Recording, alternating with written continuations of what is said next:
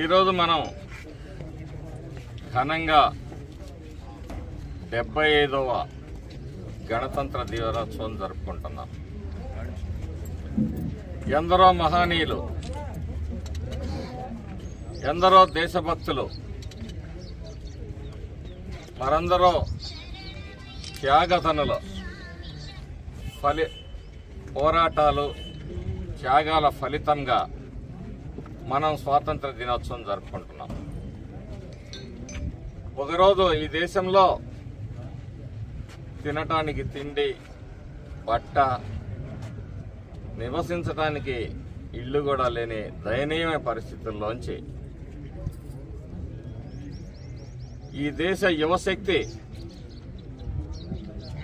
మరి ఈరోజు దేశాన్ని ప్రపంచ స్థాయిలో 4వ స్థానంలో నిలబెట్టింది అంటే దీని వెనుక ఎంతోమంది కృషి, పట్టుదల, త్యాగం ఉందని చెప్పేసి సందర్భంగా చెప్తాను.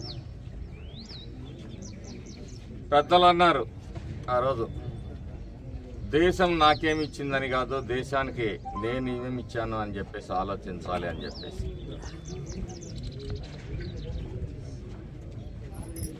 కాబట్టి ఈరోజు దేశం మనం 4వ స్థానంలో పోవటంతో సహజంగా ఎదుగుతున్న దేశం పట్ల కానీ, ఎదుగుతున్న వ్యక్తుల పట్ల కానీ ఎలా అయితే కుట్రలు, కుతంత్రాలు జరుగుతూ ఉన్నాయో, మన సరిహద్దుల చుట్టూ కూడా అదే విధమైన కుట్రలు, కుతంత్రాలు జరుగుతున్నప్పటికీ కూడా మన పాలకులు మొక్కవని ధైర్యంతో ఈరోజు చైనా లాంటి దేశం కూడా మనల్ని చూస్తే మన మీద యుద్ధం చేయాలంటే 1కి 10 సార్లు ఆలోచించుకునే పరిస్థితిలో మన దేశం పురోగమించింది.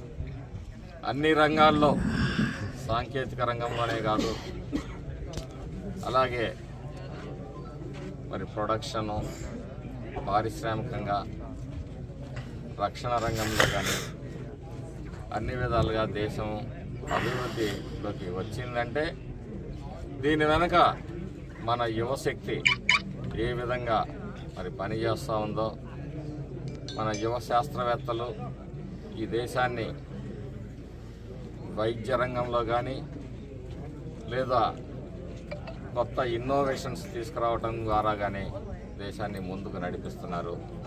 అలాంటి త్యాగదనులందరికీ కూడా, దేశభక్తులందరికీ కూడా ఈరోజు వారిని మనం గుర్తు చేసుకుంటూ వారికి కృతజ్ఞతలు తెలియజేసుకున్నాం.